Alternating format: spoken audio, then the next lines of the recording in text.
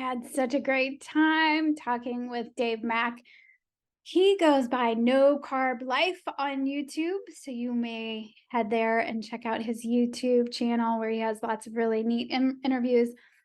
Dave is really fun to talk to. I really enjoyed hearing more about his journey, his health journey, and kind of how he started on getting on a carnivore diet, but not necessarily the carnivore piece. I'm just saying for the meat for mental health, he has a lot to say about that. And it was really fun for me to talk with him. He's originally from Australia and is living in Asia. It was a great conversation. I hope you enjoy it. Happy healing. Dave, welcome to the show. I'm so excited to talk to you about your journey, your health journey, and then you also have interviewed a lot of interesting people. So I was going to get your take on some of the things you've learned from the people you've interviewed too. Well, thank you so much for having me, Kelly. I'm really looking forward to the conversation. Yeah. Where did you grow up? I grew up in Melbourne, Australia. I was Okay. born in Scotland, but I moved to Melbourne, Australia when I was 6 years old. Okay. And now you're in Mm. Japan. That's right. Japan for the last 17 years. Oh, that's a long time. All right. So Yeah, you've got an interesting story. yeah, long enough in Japan that I should be able to speak Japanese, but yeah, not so much. No. All right. Okay. Well, I was looking for people to come on the show to talk about meat for mental health. But I know that you've had an incredible shift in a lot of things. I thought we could start by just talking about what interested you. How did you start? What were you feeling before you said, "Hey, I think I'll give this carnivore thing a try"? I kind of just fell into it from keto, but basically what led me to keto that then became carnivore was talking to my doctor, finding out from my doctor that I had prediabetes, and also being told that something I already knew, that I was an alcoholic, and the doctor wanted to put me on some drugs to get rid of the alcoholism. And those drugs were particularly nasty. So, The drug is called antabuse. So yeah. it's basically take the drug, then make the mistake of drinking alcohol after you've taken the drug and get violently ill and nearly kill yourself. So, I thought probably I should try and sort this out on my own first. And so I knew from the past that kind of low carb and keto had done a good job of giving me a lot of self-control before. Uh-huh. And so I just said to the doctor, look, give me a couple of weeks, let me try this out and see if I can kind of get control of the situation. And he agreed. And so I did that, but because of some gastrointestinal issues I was experiencing while I was on keto, that's what led me to carnivore. And the rest is history. Right. How long ago was that? When you were So trying the keto first? How long has it been now? so originally, like back in the Yeah, day, yeah, kind of, originally, yeah. and then yeah. Okay, so I started with Atkins back in 2000 Oh, yeah. and really well on Atkins. There was a lot of pressure from media and your friends and everyone like, Thinking Atkins you're is going gonna to kill die. you. Yeah. You are going to die. That's it. So you eventually just go, yeah, I knew it was too good to be true kind of thing. So you just give it away. Mhm. But yeah, And then this experience where your doctor said, "Look, you're pre-diabetic. You've got this alcoholism situation." When was that? June 3. And so basically, Just under a I year? haven't had anything planned apart from the small amount of plants that I had for that first 1 or 2 weeks of keto. I haven't had anything else since then. Right. So Zero June 3 carbs. was the day. Yeah. And what are you mostly eating? Eggs, ground beef, cheese, occasionally Wagyu beef. That's it. And once a day. Oh, you're doing oh man. Sorry. Mm. I didn't mean to choke on that. That's totally fine. That's not wasn't a Freudian slip to choke there. I So do think OMAD is appropriate for a lot of people. So yeah. one meal. So that's something I kind of just fell into as well. I just realized one day after getting up, I'm normally up very early in the morning. And one weekend early on into this, I woke up pretty late on a Sunday, Hmm. had a late breakfast, and then found that I wasn't hungry at all for the rest of the day. So I just couldn't be bothered cooking anything.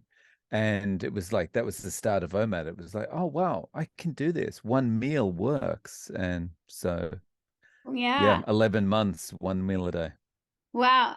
And did you have a stroke years and years ago too? So, Yeah. so you've had some health stuff. Yeah. So when I was 17, I Oh my had goodness. basilar artery stroke. So I had a subarachnoid hemorrhage, which is basically an aneurysm on the basilar artery of your head, which I guess is kind of behind here. I was sleeping and it just burst. And fortunately, I've got unusually thick blood, or perhaps because of the amount of sugar I was consuming at the time, I had unusually thick blood. It stopped the bleed. That clotted the aneurysm very quickly. And so I continued on sleeping through having had a brain hemorrhage and woke up the next day. And long story, at 17, I was working already, but yeah, got up and went to work. Oh my. Okay. And it wasn't until I traveled an hour on the train to get to work and I got to the office and realized how bad, like how much I was deteriorating that I realized, oh, hang on, something's wrong. Yeah. Mm. Wow. And so what were the consequences of that? Did you have headaches or problems after that? I, at the time, the only noticeable, of course, I had a bit of a headache, but I had missed the worst of the headache, having been asleep when it Sleep. burst. But was experiencing at the time kind of palsy down my right side, like my face was drooping down. I was dragging my right side behind me, that kind Yeah. of thing. The first doctor I saw told me, "Ah, it's all right. You've got gastro. Like you basically got an upset tummy." Like after doing a thorough examination and my face being like this side not working at all, he concluded it was basically, yeah, food poisoning or GI something. issues. Okay. That's yeah. So Yeah. yeah, I went home later on, went to another doctor, and he said, yeah, there's a problem. To the hospital, you've got to get some CAT scans, MRI, etc. But the problems following, like after everything was resolved, the problems following that were basically like balance related, weakness in my right side, coordination. It is improving now, my sight, but basically let's imagine you're walking across the street and a cyclist comes across your path really Mhm. quickly, kind of cuts in front of you.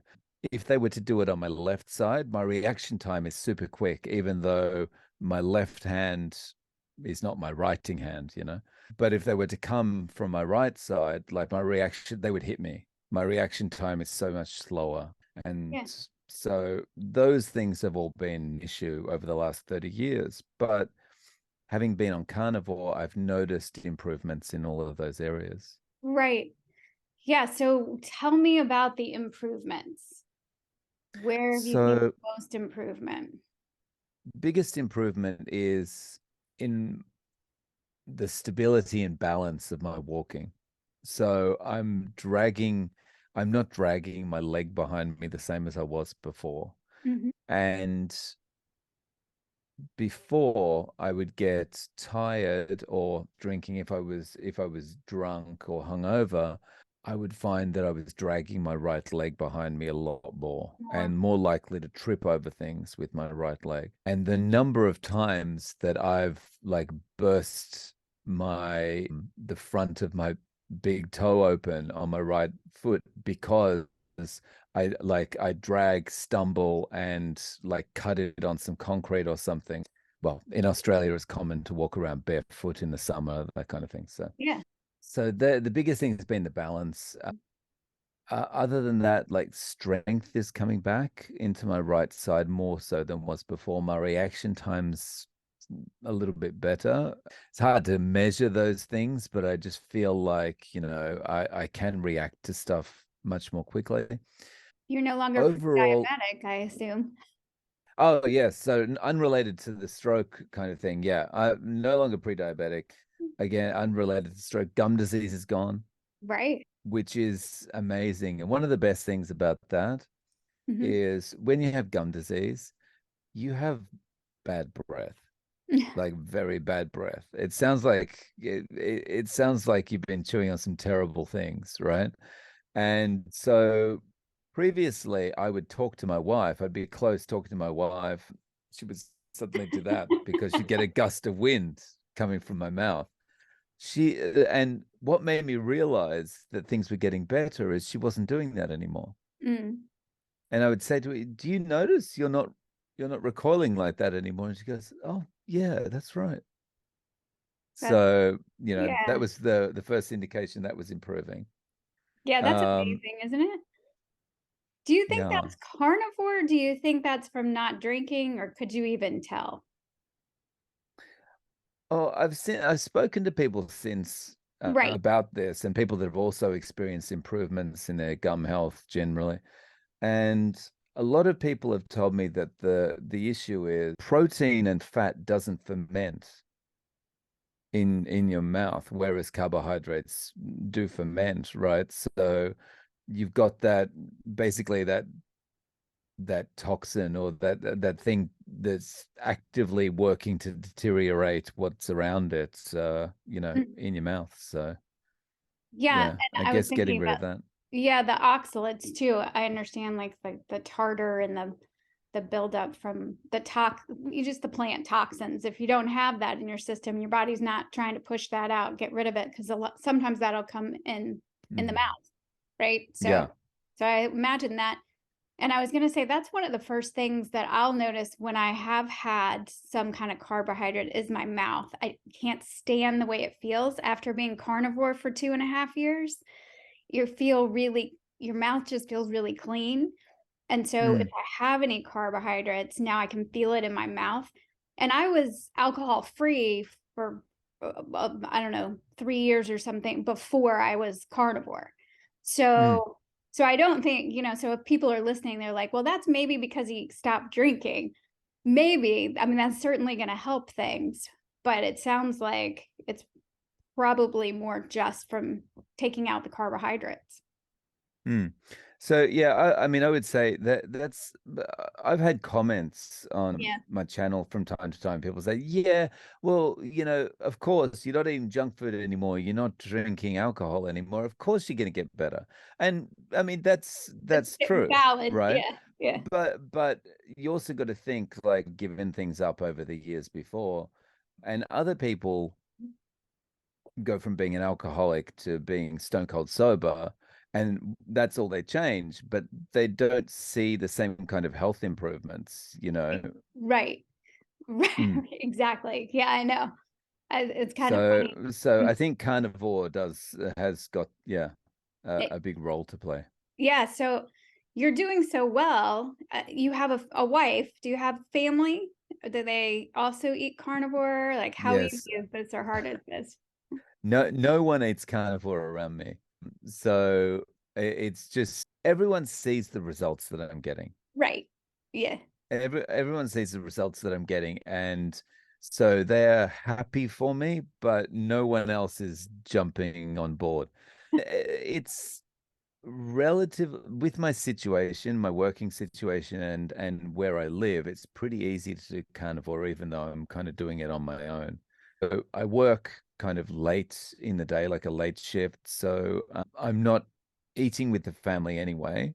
So Okay. that makes kind of the fact I'm doing OMAD not a problem. If we go out on the weekend and have lunch or have dinner or something, I'm in Japan, so it's pretty easy for me to eat because Mm. generally we're at a restaurant where you can cook grilled beef. Right. And it's cooked at your table, so you can see there's no seed oils or anything. And Right. yeah. Yeah. That's nice. Do you eat Mm. fish? Actually, I do. Historically, I have, but I haven't in the last 11 months. And that's basically just because I kind of get into the habit of doing things a particular way. And I find that's the most time optimized way of doing things. And so I just stick to that. So All right. I'm I've really just, starting to see more of your personality now, Dave. Okay. yes. Yeah, so it's not that you wouldn't eat fish, but you get in a routine that works Mm, for you, and it's giving you great results. So for now, there really doesn't seem to be a reason to alter that. I was just thinking about exactly. DHA because for your brain, I mean, there really isn't anything better than DHA, and seafood Mm. is the best source of DHA. But So you're one of the things that I do need to make a point of eating, and I like them, is sardines. Just oh, having some sardines I is really love good. sardines Yeah. too, straight out of the can. And super satiating as well. Yeah.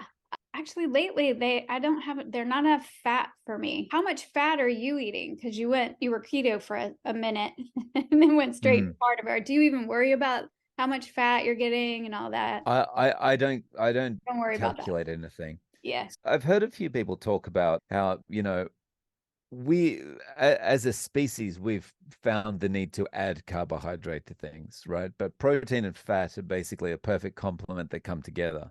Perfect. And, I just use that kind of thing as my reason for not worrying about macros. It's just, I'm just going to eat what makes me feel full. Yeah, no, that's And perfect. I like it mm, being not complicated. That was my favorite thing about carnivore, to be honest. It's so non-frill, no complicated. And I love to cook and I love to feed people. So I would still cook for everybody, but it was really simple for me. I didn't have to then worry about what I was going to eat or not eat. And it's just, mm. yeah, really simple. So I love that. So it sounds like you'll just keep going. Yeah, I've got no intention. Everything about my life is better in the last 11 months. And of course, that's health wise, but also just not having to think about food anymore. You can't exaggerate how good it is and how much time you have when you're not spending the whole day thinking about food. When Mhm. you're not thinking, what am I having for breakfast as soon as you wake up? And then as soon as you've had breakfast, thinking, what's my snack at 10 o'clock? And what am I having for lunch? What restaurant am I going to for lunch? And it just goes on and on and on. And you never actually 100% focus on anything else, or at least in my situation, I'm speaking for myself, but that's what it was like. Yeah, I was going to ask you. So the alcoholism, I mean, did you consider yourself an alcoholic or just somebody who needed to back off the alcohol? In the back of my mind, Hmm. so my father was an alcoholic, and in the back of my mind, I was kind of thinking to myself, this is out of control. And a little bit like diet. Every day when you wake up with a hangover, you're feeling like, okay, I've got to stop this. I've got to stop this. Yeah. But until the doctor said that to me, it was never something where I was thinking, okay, well, this is really a problem. It was always kind of, tomorrow I'll start and worry about it kind of thing. Yeah. No, very similar to me. I didn't consider myself an alcoholic. My biological father was an alcoholic, so I did a lot to make sure I wasn't him. So it was sort of surprising to me when I Mm, came to terms with the fact that it really did have a hold on me, that even though I was controlling about it, yeah, and the never waking up with a hangover again is amazing. I mean, just not having as that alone, having the energy to not worry about, because I was so controlling about, not drinking before, after work and only this time. And it was just ridiculous how much energy I mm. was putting forth to keep it all under control. Yeah, yeah, yeah. Yeah.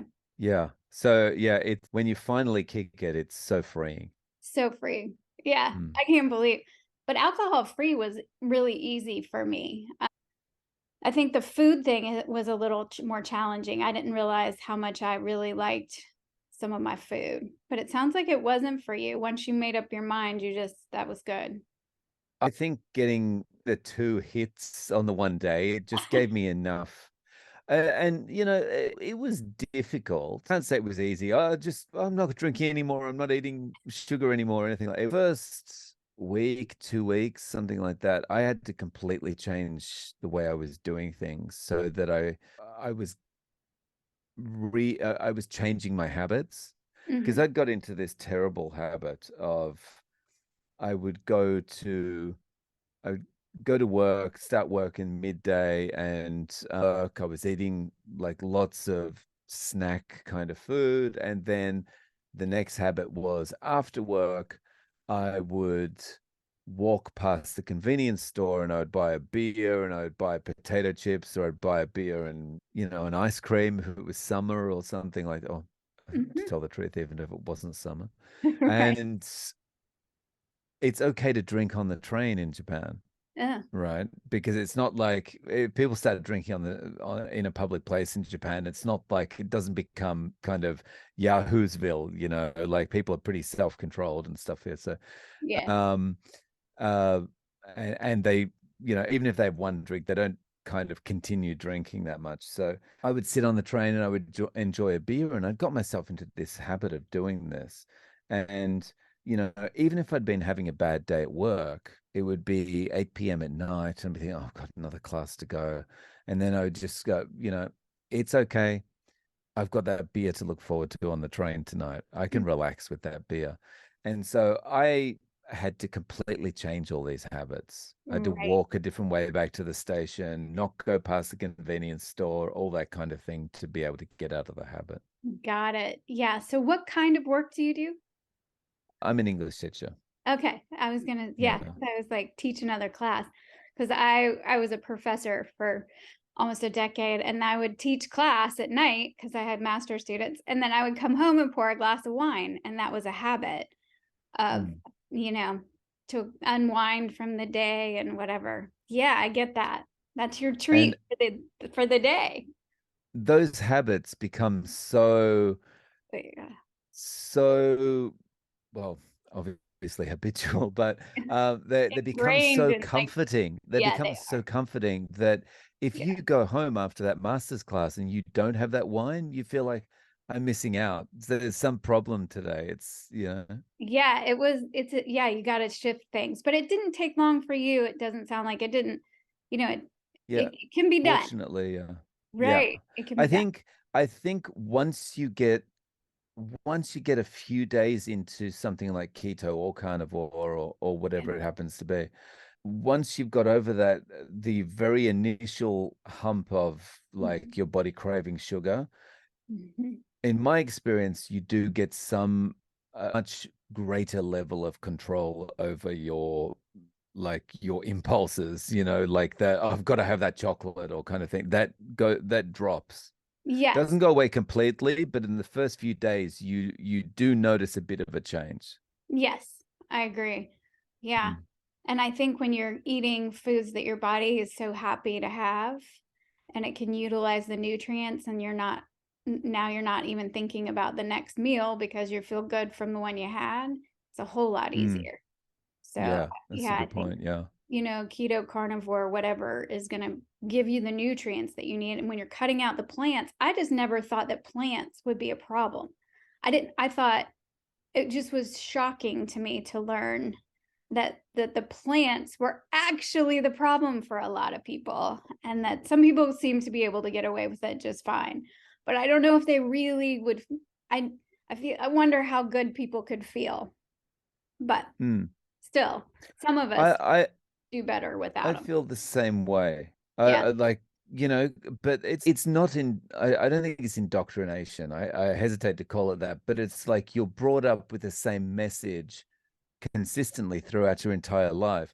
Vegetables are good. You need this. You need this nutrient from vegetables. You need this. You need that. Right. So you just don't question it. Right. No.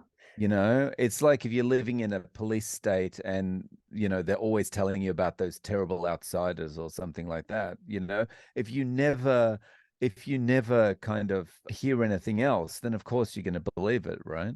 I mean, Right. extreme example, but, No, but it's um, similar. I mean, our whole lives, eat your vegetables. You need the vegetables. All the commercials that tell you that we need lots of mm, vegetables. It took me a little while to let go of that, if I'm honest, of thinking, I hope this carnivore thing is, I mean, I was feeling so much better that you keep going, but I was hoping we're not all wrong. yeah, you know? I, I, I think it gives you, I think. one of the things, and this might be related to the kind of the higher level of control you have about, what you're eating and things like that. It gives you an ability to kind of step back a little bit more and think more critically about the things that you're being told to, That's I true. feel. Mm. That's true. Have you seen that with a lot of the people you interview? Yes, definitely. That seems to be a Um, theme, right? mm, Hmm. yeah. Of course, in any kind of group situation, you're going to have a little bit of people feeling like, well, what my group is saying is the right thing or whatever. But I really do think that, yeah, it's gives people much better perspective on things. Yeah, well, I think people tend to be questioning more, Mm. like just willing to open their mind up a little bit. Because if this crazy thing can make me feel this good, I mean, who knows? Yeah. So I'm Yeah. What else believing is that there? isn't And true, right? what other stuff have I been brought up just naturally believing that might actually be doing me damage rather than helping me? Right, exactly. Mm. Yeah. So, in terms of mental health, I don't know if you've noticed much in your own mental health improvements or if you've seen some themes around mental health with the people that you've interviewed. I think both. I think for myself and for people that I've interviewed, I feel like one of the main things that improves for people is, of course, sleep quality. And the sleep quality has a big impact on your mental health, whether it's your focus and concentration and things like that. Hmm. But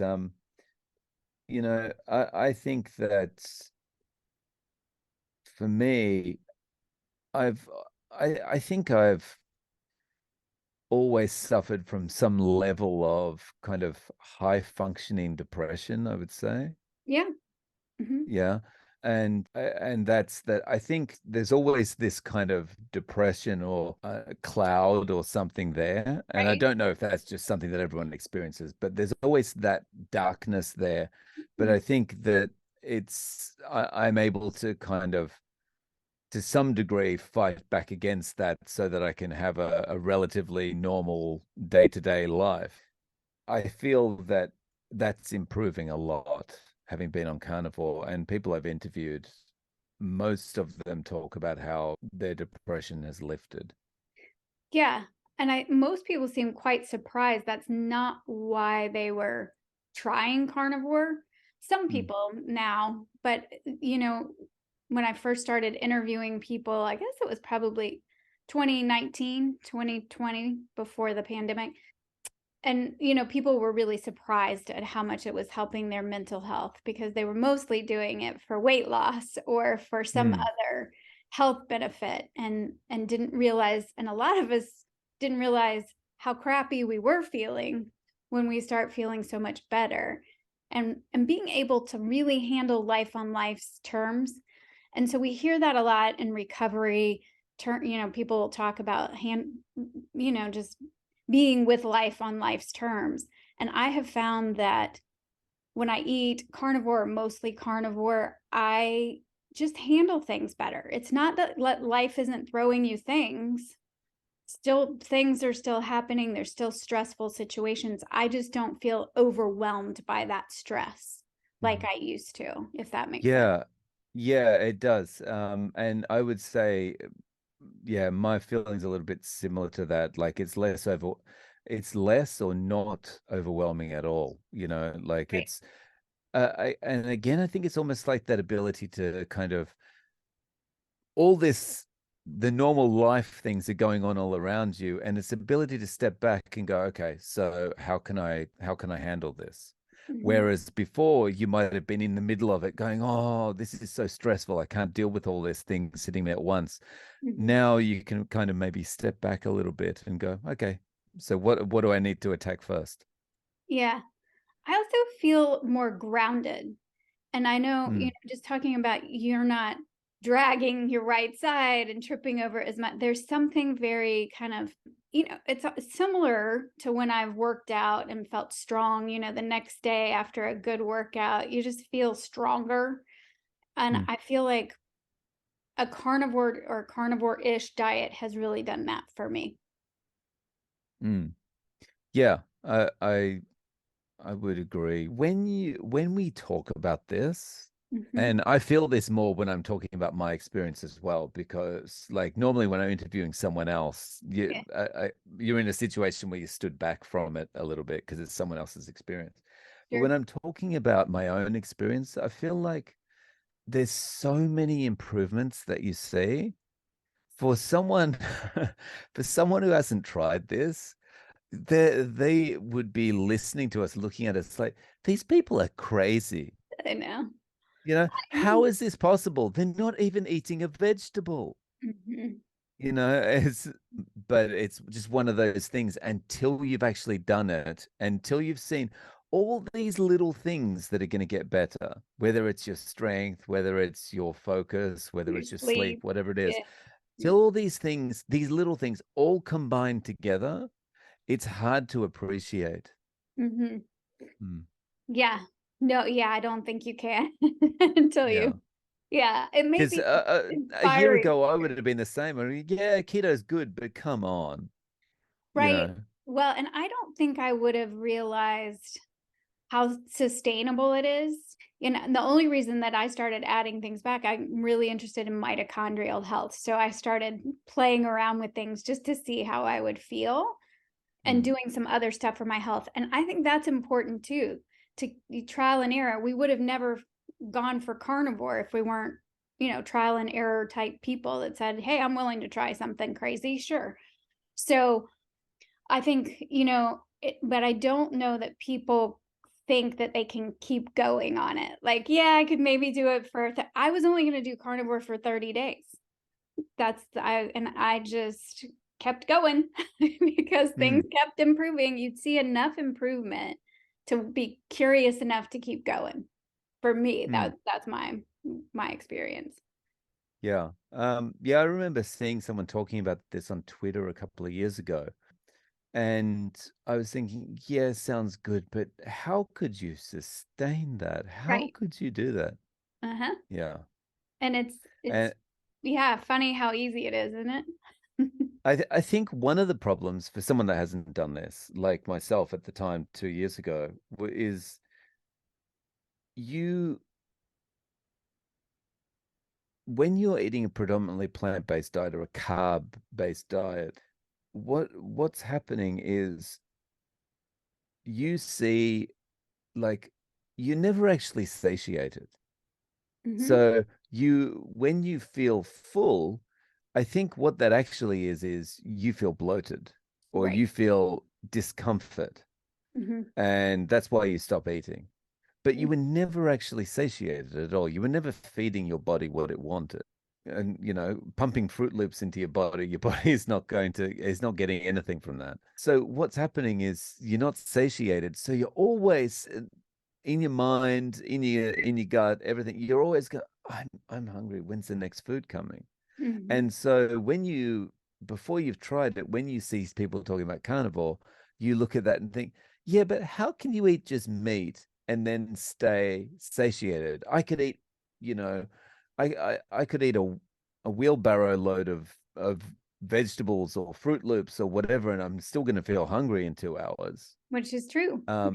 So they can't understand because the everything's different.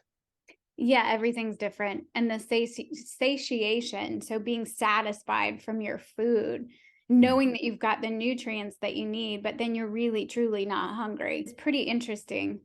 And the addictiveness of the processed crap is, you know, I don't even think people realize the hold it has on them because mm, you just get used to what you get used to.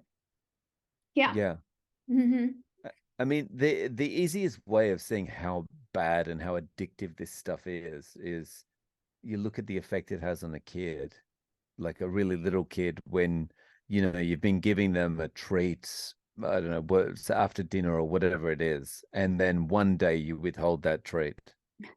And And they lose their mind. look at the reaction, and that's what makes you understand how bad and how addictive this stuff is. Yeah. Yeah. It's Mhm. kind of sad, but I think that it's hopeful, and I think the more people can learn how much their food is related to their mood and all these little these little things that are nagging health things. So not necessarily a crisis, but all the nagging things that you just live with because you think you have to, like you think it's age or genetics or Mm. whatever it is, that you really don't have to live with those things.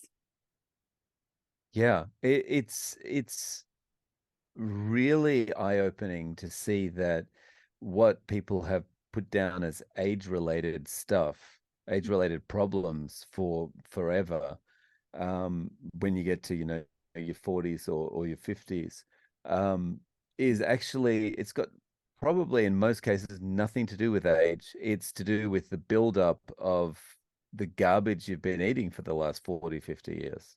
Exactly. Mm. Exactly. Yeah. And so, And it's also testament to the human body that, in yeah. 6 months, it can repair a lot of the damage you've done over decades. Isn't it amazing? Yeah. Mm, That's we're truly designed really, really well. It's amazing mm. what the body can handle. And then when we stop poisoning it, when it can actually, then Exactly. there's all this energy to do other things. Yeah. Yeah. So for you, what really nourishes you? What nourishes your mind, body, soul, however you look at that? Right now, of Yeah. course, the standard things, family and stuff like that. But, right at the moment, one of the things that is really important to me and really keeps me going and really makes me feel good is just kind of sharing this message and talking to people like yourself who have experience in this area and have seen their own personal improvements with carnivore, because just knowing that, we might be able to help one more person with their arthritis or their back pain or whatever it happens to be is a really nice feeling. Yeah, gives you a lot of nourishment to be Mm. out there. Yeah, and you've interviewed some really interesting people. Your channel is fun. I like when you and Scott ever some banter a bit with things out there. Yeah, the last one was definitely a fun one. And we were talking about Abby Sharp, but yeah, some of the stories that I've seen, people losing in under a year, losing more than 200 pounds is just phenomenal. Right. Yeah. Yeah. Yeah. And you've had people that have been carnivore for years and years and years. Like, did I see Mm. 50 years or something? I didn't Yeah, watch 50 that one. years. Like that, it was on and off, but yeah, the lady who's also living in Florida. Oh. Now, I seem to meet a lot of people that live in Florida. Oh yeah, Scott's Um, down here too. Maybe you should come to Florida. Yeah, and Rick Rodriguez as well, the 40-year Oh, carnivore. yeah. Yeah. She's 68 and she's been like basically a keto or carnivore diet for 50 years with a couple of breaks in the middle, but those breaks, she was feeling horrible, Yeah. you know? Mhm.